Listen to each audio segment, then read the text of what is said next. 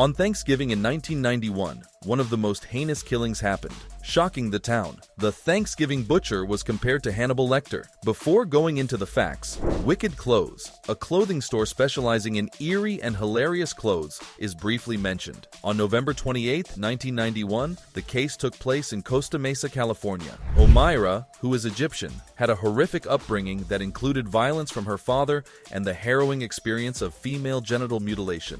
She escaped to the city of the dead, a slum, with her mother in search of safety. Omaima's life took a change when she met an American guy in Egypt while yearning to escape poverty. Their marriage brought her to the United States in 1986, but it was short-lived, resulting in financial difficulties. Omaima worked a variety of vocations, including modeling and occasional forays into criminal activity. However, her path crossed with Bill Nelson, an eccentric ex-pilot involved in drug trafficking in California. Despite a significant age difference, they married quickly in 1991. On December 1, 1991, just 4 weeks after their marriage, a neighbor saw a distraught Omaima, reporting that Bill had abused her. She revealed a gory crime scene, admitting to murdering him in self-defense and exposing human parts in a bin liner in a bombshell disclosure. Omaima's life developed amid a backdrop of cultural differences, financial insecurity, and a turbulent romantic past. Her path from a poor upbringing in Egypt to a rocky marriage in the United States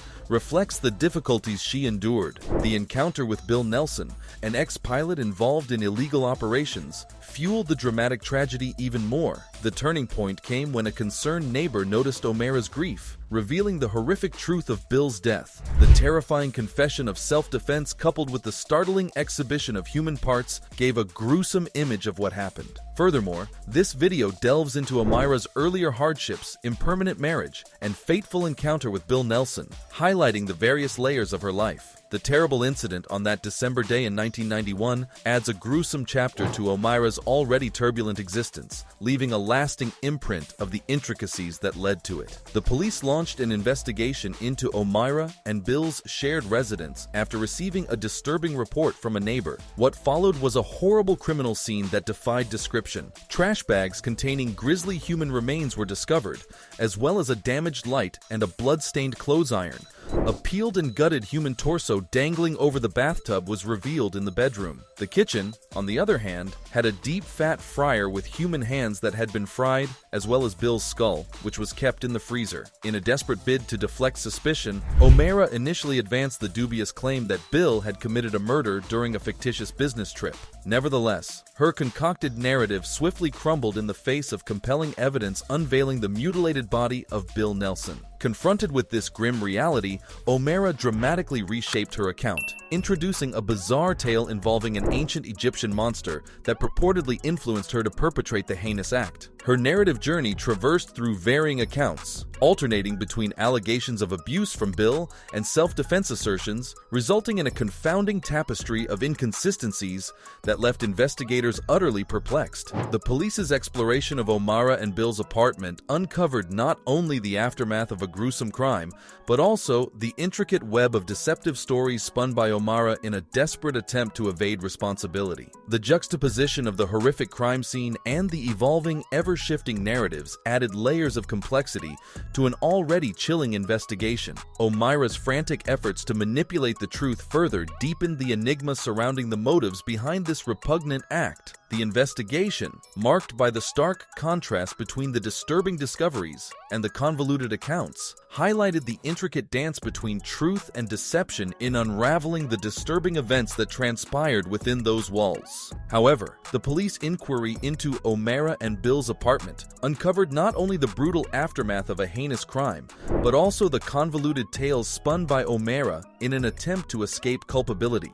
The juxtaposition of the horrifying crime scene and the intricate, ever-changing narratives added layers of complexity to an already chilling investigation. Omaima's desperate attempts to manipulate the truth further deepened the mystery surrounding the motives behind such a grotesque act. Medical exams of Omaima's body revealed no indications of sexual assault or physical violence, calling her claims of victimization into question. Instead, she had cut herself with a knife and clawed at her own face and torso, revealing self-inflicted wounds. Investigators deduced from the dismal puzzle that Omaima Omaima first engaged in voluntary bondage with Bill. Her violent shift occurred when she realized the legal invalidity of their marriage, prompting her to disfigure him. Castration, skull-caving blows, stabbing, decapitation, and a careful dissection that implied a terrifying expertise were among the atrocities.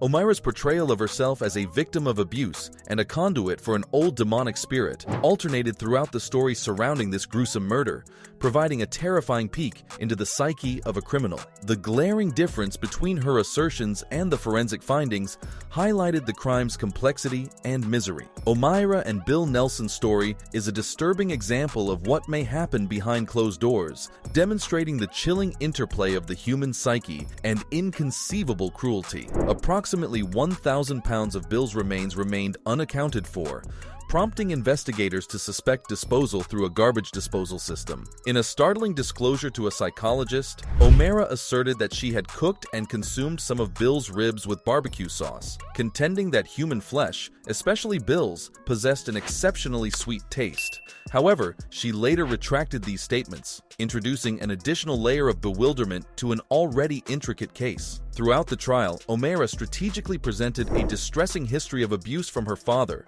and the trauma of female genital mutilation as the basis for her post-traumatic stress disorder, PTSD. She portrayed Bill as an abusive figure during their brief marriage, citing self-defense as the motive behind the gruesome act. Nevertheless, her narrative encountered credibility challenges when confronted with evidence, including marks on Bill's ankles suggesting that he was the one restrained. In January 1993, Omaima was convicted of second-degree murder and received a prison sentence of 28 years to life. Despite her incarceration, her life took an unexpected turn when she married a wealthy, disabled man in his 60s while serving her term. Omaima derived financial benefits from this marriage, inheriting a substantial amount of wealth after her elderly spouse passed away. This unanticipated twist added a unique dimension to Omaima's narrative, juxtaposing the severity of her crime with the unexpected financial gains she experienced during her time behind bars. Omaima became eligible for parole in 2006, but her release was denied due to concerns about her perceived unreliability. Subsequently,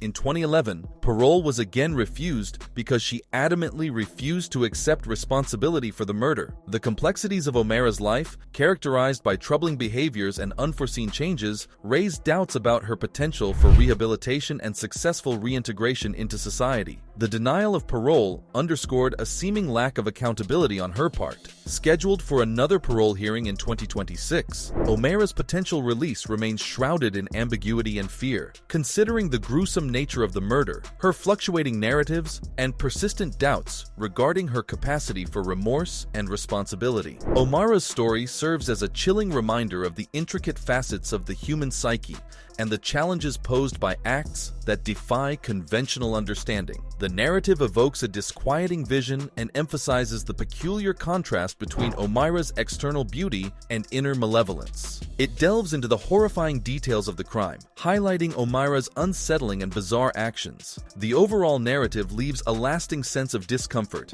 and prompts reflection on the profound depths of human depravity. In essence, Omaima's parole journey encapsulates the unsettling realities of her past, the enigmatic nature of her character, and the ongoing struggle to comprehend the motivations behind such heinous acts. The narrative forces readers to confront the chilling implications of the case and grapple with the unsettling truth about the darker aspects of human behavior. Finally, Omaima Nelson's case is a disturbing conundrum, an investigation of violence and psychological depth. The refusal of her parole, spurred by her apparent lack of remorse and accountability, highlights the continuing doubts about her genuine character. The incident serves as a striking reminder of the delicate interaction between outward appearances and deep darkness as she awaits another parole hearing in 2026. The narrative's exploration of the depths of human depravity leaves an enduring impact, inviting reflection on the tremendous issues faced by acts that defy conventional interpretation. As Omaima Nelson's disturbing story comes to a close, one must wonder, what drives people to the depths of darkness, and can society fully comprehend the complexity of the human psyche? Well, that's it for today. Make sure that you like and subscribe to our channel for more amazing videos. Thanks for watching the video. We'll see you at the next one.